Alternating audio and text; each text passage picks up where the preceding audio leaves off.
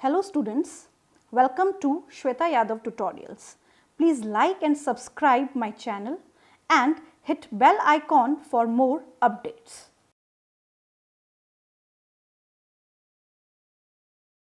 कुछ स्टूडेंट्स की क्वेरीज थी, रिप्रोडक्टिव हेल्थ के क्वेश्चंस कुछ बच्चों ने पूछे थे, उनका आंसर मैं दे रही हूँ। ऑल्दो ये जो चैप्टर है ये रिप्रोडक्टिव हेल्थ है और इस रिप्रोडक्टिव हेल्थ में ही हम जो टॉपिक्स आपने पूछे हैं उनको आगे डिस्कस करेंगे। Further we will discuss, but जो आपने क्वेरीज की हैं उनको मैं आपका आंसर कर देती हूँ। सबसे पहले आपने पूछा है कैस्ट्रेशन क्या होता है, उसके बाद आपकी कुछ क्वेरीज में वसेक्टमी एंड ट्यूबेक्टमी भी आई थी। जब हम रिप्रोडक्टिव हेल्थ पढ़ते हैं तो रिप्रोडक्टिव हेल्थ में जब हम फैमिली प्लानिंग मेथड पढ़ते हैं या फिर हम कॉन्ट्रासेप्टिव मेथड्स पढ़ते हैं तो उन कॉन्ट्रासेप्टिव मेथड्स में सर्जिकल मेथड्स आते हैं और उन सर्जिकल मेथड्स में ही ये तीनों मेथड्स आते हैं। तो सबसे पहले I will discuss about castration.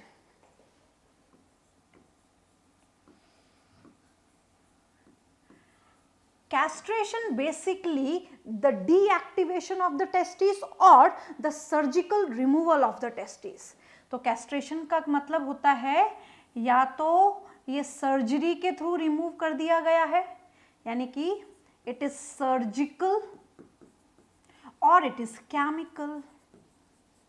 अब ये जो मेथड है कैस्ट्रेशन, ये बेसिकली किसके लिए है? This is for the testes, male gonads, ये मेल गोनाड्स के लिए है। सो मेल गोनाड्स को अगर डीएक्टिवेट किया जा रहा है केमिकल के थ्रू तो that is chemical castration. And if the testes are surgically removed, if the testes are removed surgically, so this is surgical castration.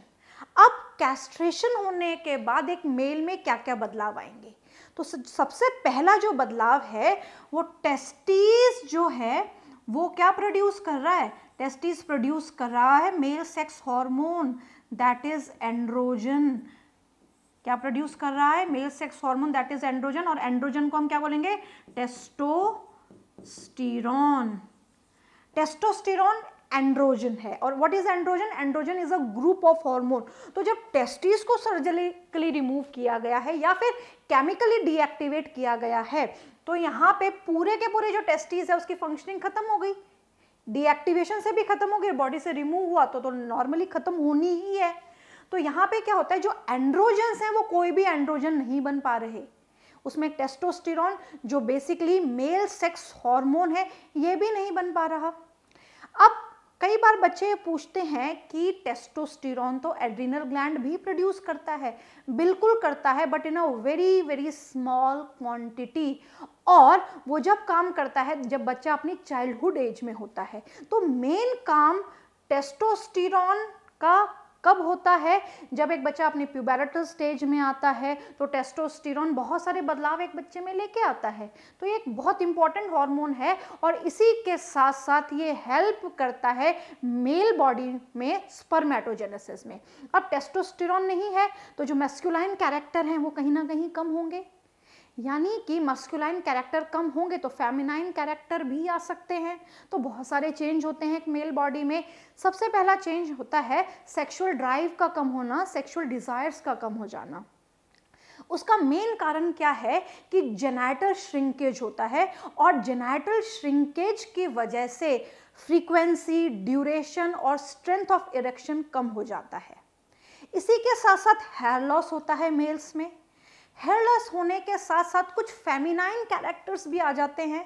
स्वभाव तो नर्म हो जाता है बट कुछ फेमिनाइन कैरेक्टर्स भी आ जाते हैं और उन फेमिनाइन कैरेक्टर्स में है ब्रेस्ट की ग्रोथ होना। इसी के साथ साथ एक कैरेक्टर जो फेमिनाइन कैरेक्टर से रिजेंबल करता है, फीमेल्स में भी ये आता है, मेनोपॉज के टाइम बहुत ज़्यादा गर्मी लगना, हीट फ्लैशेस। हीट फ्लैशेस में क्या होता है, एकदम से पर्सन को गर्मी लगती है, पसीना आता है। और फीमेल्स में ऐसा जब होता है जब फीमेल्स में मेनोपॉज आने वाला होता है। तो ये बहुत सारे चेंजेस आते हैं कैस्ट्रेशन में। अब यहाँ पे क्या होता है, कैस्ट्रेशन का एक अच्छा यूज भी होता है, यानी कि एक एडवांटेज भी है।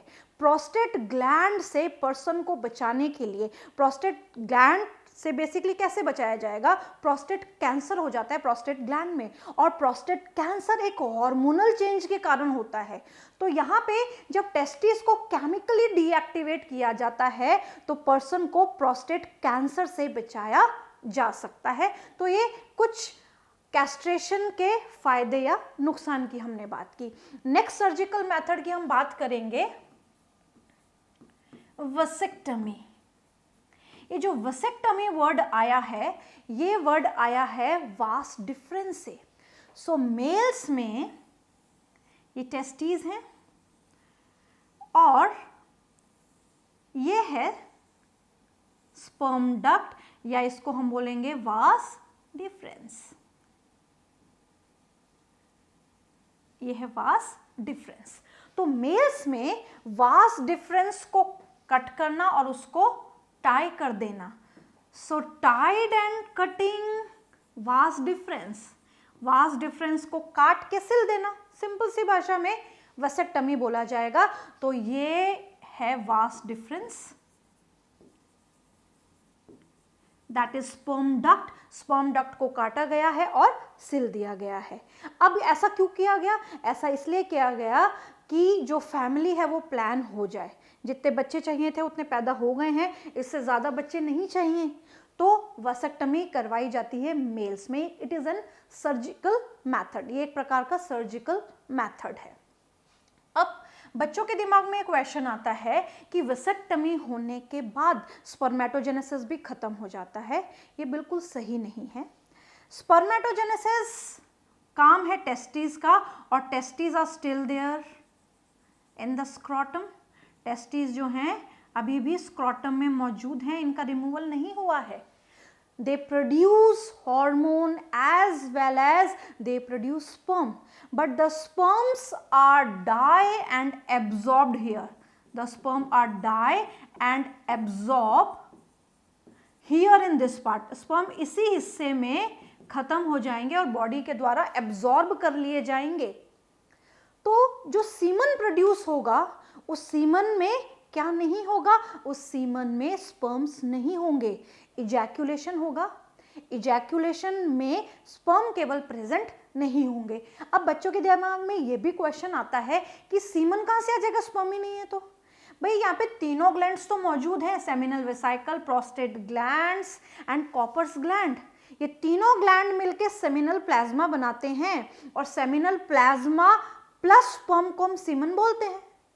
तो सेमिनल प्लाज्मा ही बॉडी से इजैक्यूलेट होगा, उसको आप सेमिनल प्लाज्मा बोल दें, आप उसको नॉर्मली सीमन बोल दें। उसके टेक्सचर में, उसके अमाउंट में कोई फर्क नहीं पड़ता स्पर्म के न होने से।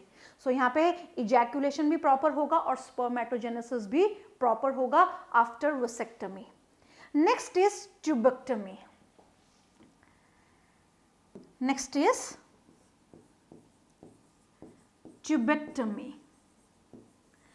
ट्यूबेक्टमी जो वर्ड आया है वो आया है फैलोपियन ट्यूब से। तो यहाँ पे क्या होता है, फीमेल्स में जो फैलोपियन ट्यूब्स हैं they are cut and tied. The fallopian tubes are cut and tied. ये फैलोपियन ट्यूब को काटा गया है और सिल दिया गया है, कुछ पोर्शन को काट के और सिल दिया गया है। यहाँ से पोर्शन इसको बिल्कुल क्या कर दिया गया, सेपरेट कर दिया गया है। तो यहाँ पे फीमेल्स में ट्यूबेक्टमी की जाती है। फीमेल्स में ट्यूबेक्टमी भी फैमिली प्लानिंग के लिए ही की जाती है, और इंडिया या कहीं भी किसी भी देश में ज़्यादातर ट्यूबेक्टमी को ही फॉलो किया जाता है। मेल्स वसेक्टमी बहुत कम करवाते हैं, they insist female to do tubectomy. Now tubectomy के बाद क्या ओवम का प्रोडक्शन नहीं होता, क्या हार्मोन का प्रोडक्शन नहीं होता? बिल्कुल होता है। यहाँ पे oogenesis भी होगा, यानी कि ओवम का प्रोडक्शन भी होगा और हार्मोन्स भी बनेंगे। जब ओवेरी से ओवम रिलीज होके फेलोपियन ट्यूब में आता है। तो ये बात मैं आपको ऑलरेडी बता चुकी हूँ, 24 आवर्स तक ही ओवम सर्वाइव करता है, केवल 24 आवर्स, ज्यादा से ज्यादा 48 आवर्स। मैक्सिमम फीमेल्स में ये 24 आवर्स तक ही इसका सर्वाइवल है। तो क्या ट्यूबेक्टमी के बाद एक फीमेल के पीरियड्स बंद हो जाते हैं या मेंस्ट्रुएशन खत्म हो जाता है या ओव्यूलेशन खत्म हो जाता है? बिल्कुल नहीं होता। ओव्यूलेशन भी होता है और मेंस्ट्रुअल साइकिल भी चलती है। बट यहाँ पे जब मेंस्ट्रुअल साइकिल चलती है तो ब्लीडिंग फेज में या मेंस्ट्रुअल फेज में क्या रिलीज होता है? एंडोमेट्रियम की इनर लाइनिंग जिसकी शेडिंग हो गई है वो ब्लड की फॉर्म में वेजाइना से क्या कर जाती है? बॉडी से रिमूव हो जाती है।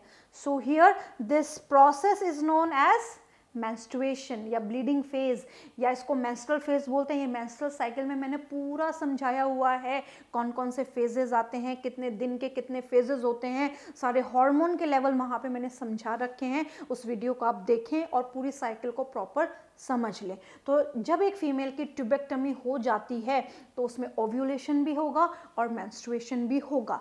सो tubectomy, vasectomy and castration, these are categorized under surgical methods। ये सभी के सभी सर्जिकल मेथड में काउंट किए जाते हैं। इनके साथ साथ हम आगे वाले क्लासेस में केमिकल मेथड भी पढ़ेंगे कि किस तरीके से फैमिली प्लानिंग के लिए केमिकल मेथड यूज़ किया जाता है। यहाँ पे सर्जिकल मेथड मैंने कुछ आपको बता दी, हम आगे और भी डिस्कस करेंगे। तो ये जो आपकी क्वेरीज थी यहाँ पे मैंने रिजॉल्व कर दी हैं। इस वीडियो को आप देख लें और अगर आपका कोई डाउट है तो आप कमेंट सेक्शन में मुझे बता सकते हैं।